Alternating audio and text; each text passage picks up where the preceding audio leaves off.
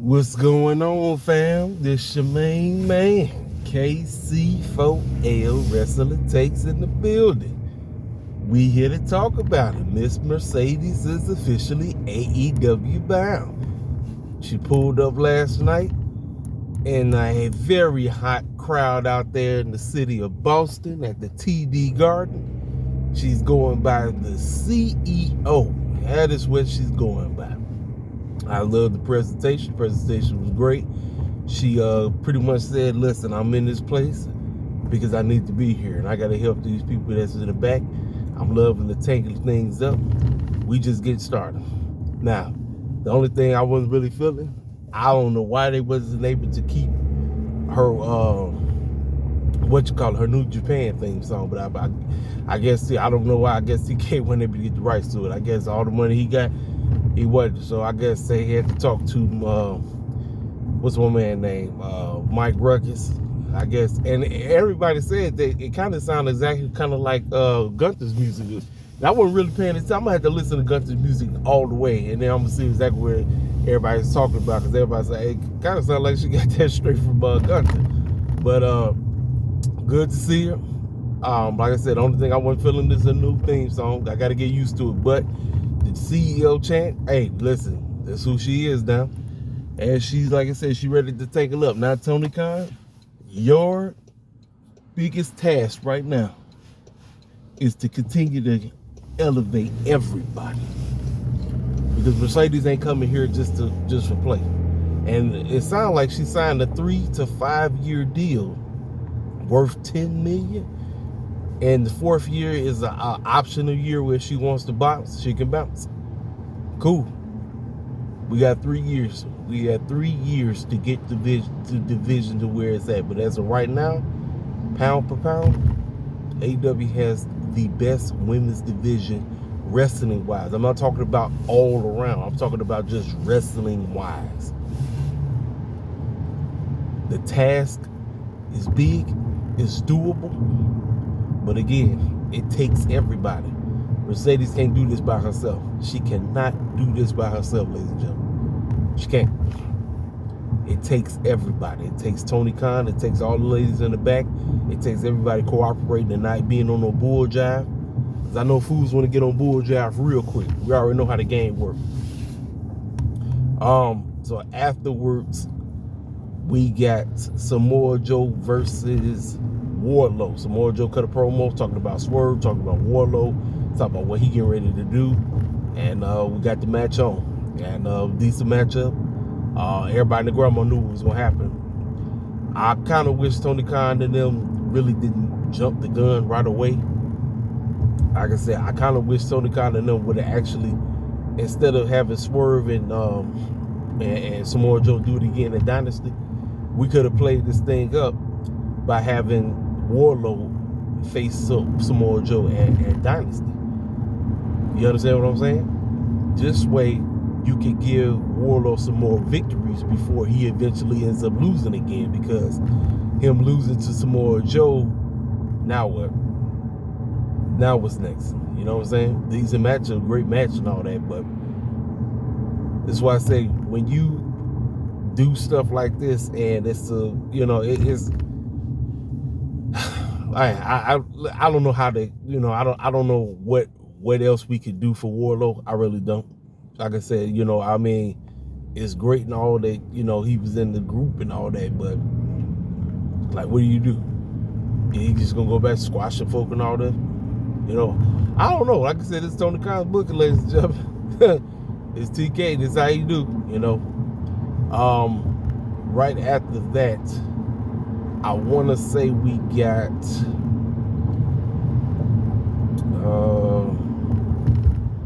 what else happened? Oh, we got a backstage segment with my man Kyle O'Reilly talking about getting his feet wet and getting back to the things, because he said 2 years ago he wasn't thinking that he'll be a pro wrestler, and he said that I know everybody in the grandma want me to be rolling with the Kingdom and everything, that's my boys and all that, but I just got to do things on my own. And they advertised the matchup that's about to go down, Bowdy Keith versus him on Collision. And he says, like I said, looking to get his feet wet, so he's looking to start against Bound and Keith. Now, Bound and Keith is going to make him look good. That's the name of the game. Then Roderick Strong and them came out of nowhere. They confronted him. Like I say, as of right now, everything it's like there's no beef. But why do I got this feeling Kyle O'Reilly is going to be the one to take that title off of Roderick Strong? I just got this weird feeling that is the picture that's going. I don't know when, I don't know where, but I just got this weird feeling that Kyle O'Reilly is going to defeat Roderick Strong when the time calls for it. I don't know why I feel that way, but based off of the interaction that they had, where everybody in the kingdom pulled up, the boys, everybody pulled up and everything, and he told me, like, look, man, y'all my guys and everything, but we just got to do things on our own and all that. I got to do things by myself. And they say, hey, you already know, if you need us, give us a call. That's it. And I forgot to talk about Adam Cole that gave a decent promo backstory about Wardlow, about why he is the greatest and all of this and all that. It was decent. It was great. But Wardlow, you already know he's about to get fed to us some more jump. Now, I forgot about this. After the matchup, because of what happened last week, Swerve came out there looking like he was ready to beat the snot out of Samoa. I mean, he came out there, fans was going crazy. Who's out? He had some kind of whip chain or something like that. He was ready to do that boy in. He was ready to do it in. So, like I said, I believe the matchup is set. I don't know if they said it, but I believe the matchup is set for Dynasty. Swerve versus Wardlow. I mean, my bad. Swerve versus Samoa Joe for the World Championship. So we got that match set for Dynasty. What else popped off? I believe it's time for Okada and them. So Okada and them is in the back.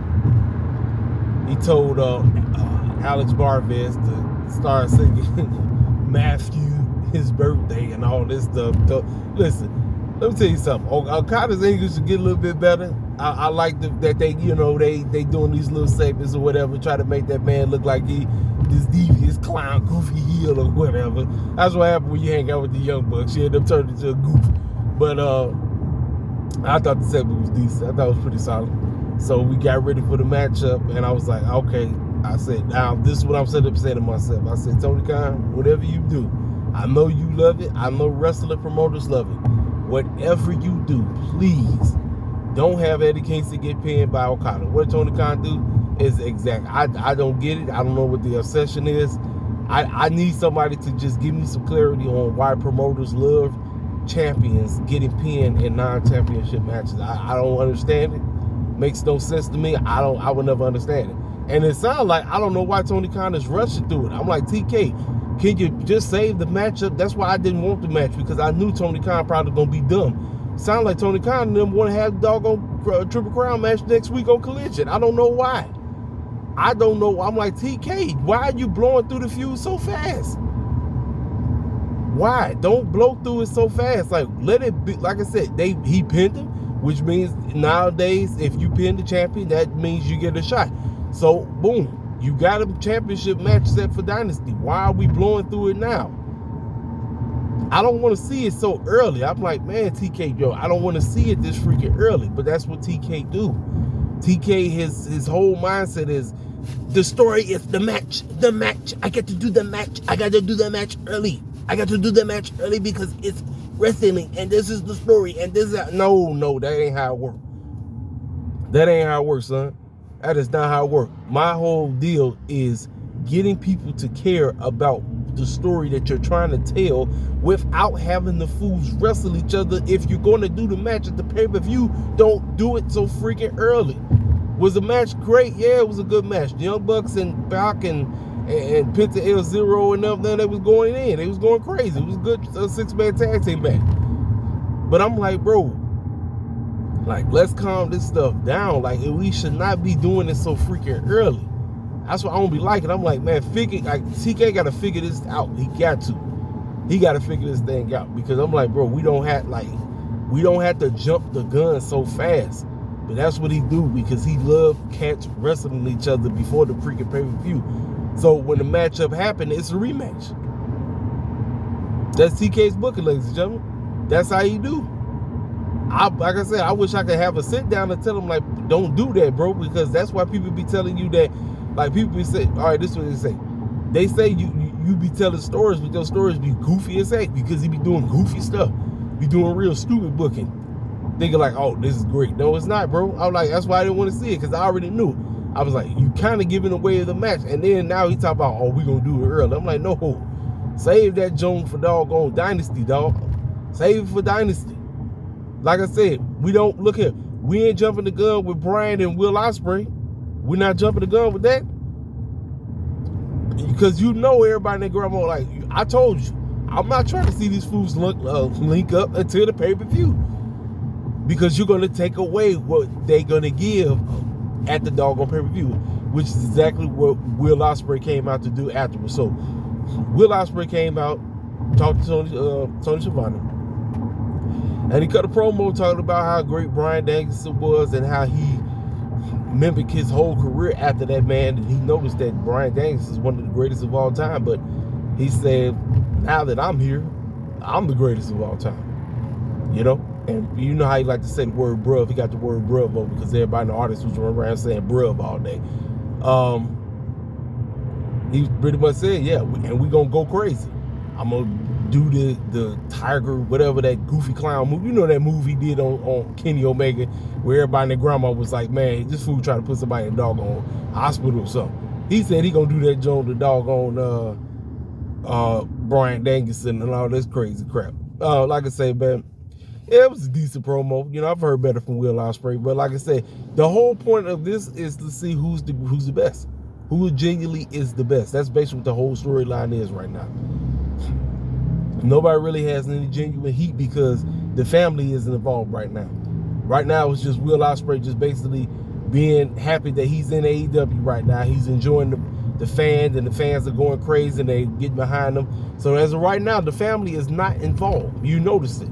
Y'all notice the family ain't involved right now. Y'all notice that. They did not come out at all. It was just him out there talking to Tony Schiavone. They weren't nowhere in sight. So keep an eye off on that. As we move forward into the storyline, keep an eye off on that. That's what you want to pay attention to. Like I say, wasn't really too much about the promo. I know I seen cats online, you know, have mixed reviews about the promo. I'm like, look, the man is here to give you bangers. That's what he's about. And he wants to tuckle it up with the best in the world. That's what he feels Bryan is. And he said he patterned his whole career after that man. So they finna get down, finna go in there and finna get it on. You feel me? After that, I believe it's time for Jay White versus Darby Allin. That boy Darby Allin, man, let me tell y'all something. That boy don't give a rat's behind about his body. I tell y'all this all the time. That man be, listen, to some of the stuff they was out there doing, I'm like, he don't care about his body. And somebody asked Tony Khan about the whole situation about the spot they did and Sting's matchup. And he said, you know, every time I talk with my wrestlers and everything, and anytime they come to me telling me that they want to do some crazy stuff, I tell them, if there's a way to do it safe, I don't mind you doing it. So obviously Tony Khan really, I'll be trying to tell y'all, Tony Khan really don't be running nothing. His employees really take over. He just give it the okay. Because he said, as long as you can do it safe where you're not finna kill yourself, I don't mind you doing it. That's pretty much from the words of Tony Khan.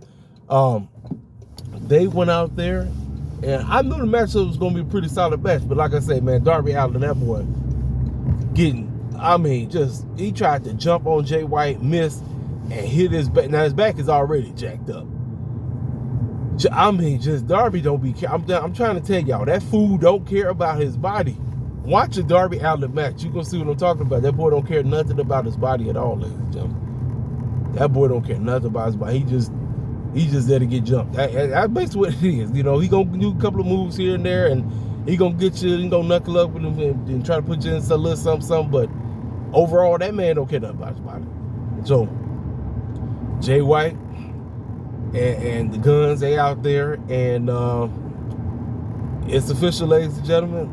The Guns are officially back on heel mode. The Scissor Bang Bang was one of the worst decisions Tony Khan ever made. And he know it. He know it was stupid.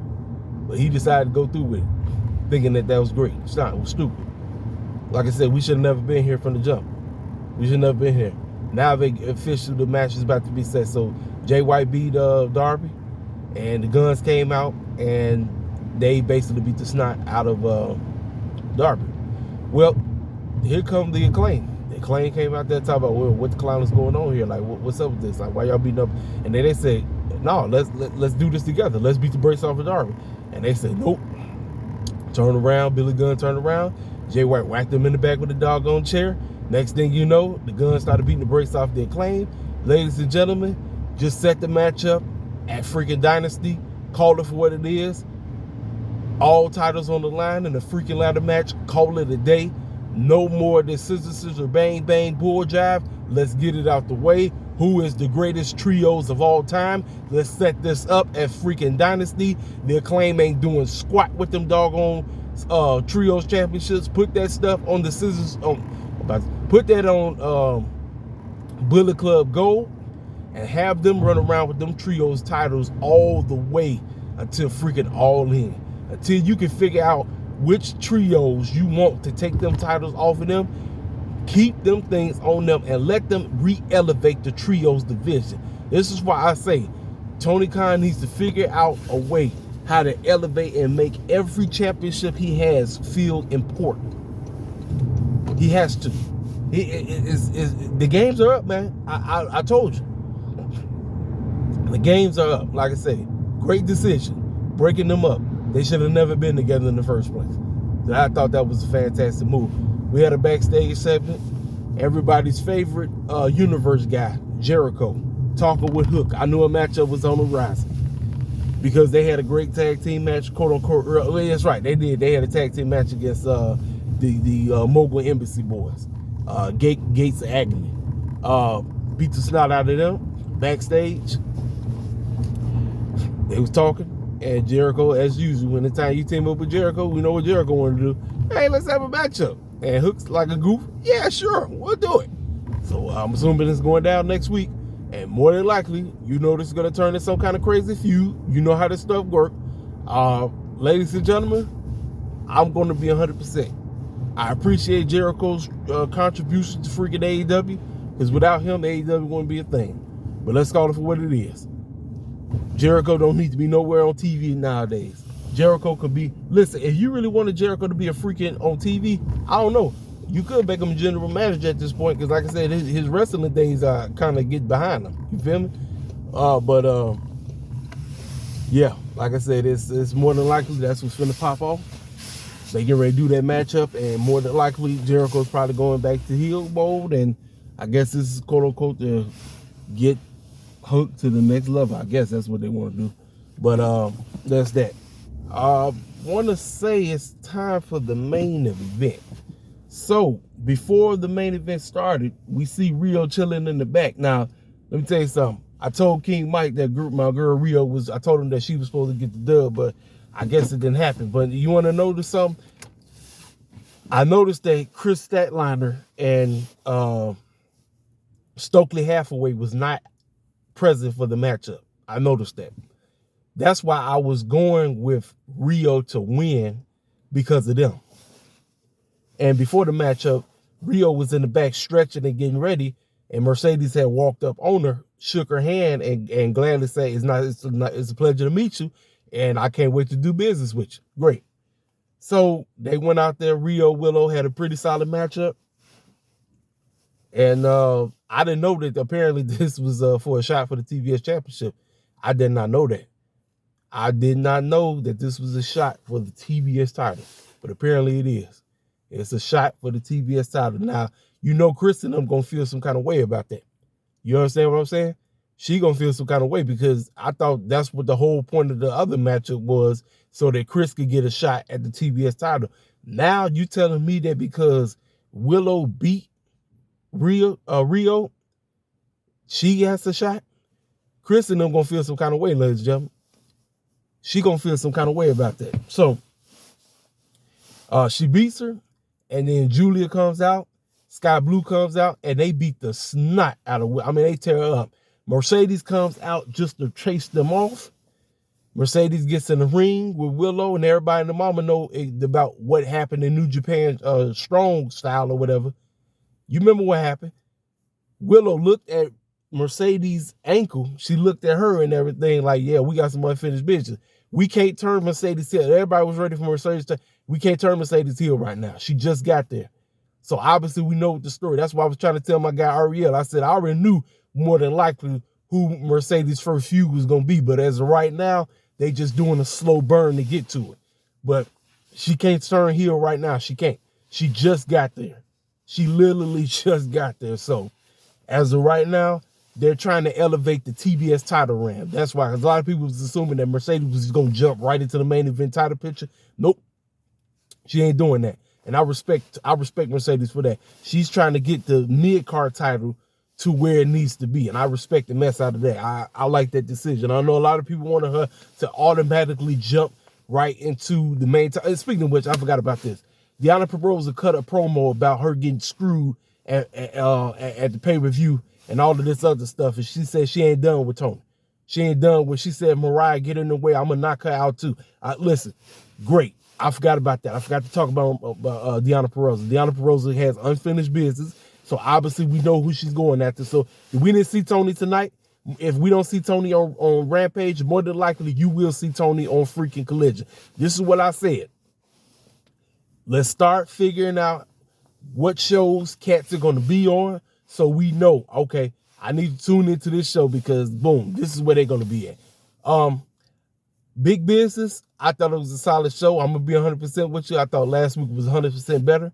But, again, they were mainly focusing on just Mercedes. That's basically what the whole point of the whole show was. So, again, Tony Khan's booking. Remember when I tell y'all about TK? TK has a way of getting cats to be going crazy about one episode. Then when he gets to the next episode, he kind of, goes back. Now, like I said, I'll give him a break. This is all about Mercedes. This whole show was all centered around her. Cool, great. Fans loved it. They was going crazy. I told you, my only gripe about Mercedes is a theme song. That's it. That is my only gripe about that. But like I say, from this point on, it's always going to come down to the follow-up. So, Tony Khan, from here on out, you are not allowed to slack. You can't slack, dude. There is no slacking. If you slack, guess who's going to get on your case? Right over here. So, like I said, I thought last week was a little bit better, but just her being there, her presence being on the show, fans going completely crazy. The CEO is in the house. It's your main man, Casey Phil, King Self for Life Wrestling Takes. You know exactly what to do. Hit the comment section up. Let me know what you think about what you saw. Like I said, hey, we just moving. And salute to all the people that came through. We are up to 400 subscribers. Man, I can't thank y'all enough. Thank y'all for coming through, listening to a cat talk about this pro wrestling stuff. This your main man, Casey Phil, King Self for Life. Make sure you hit that like button. And I'll talk to y'all cats later. I'll let you boy.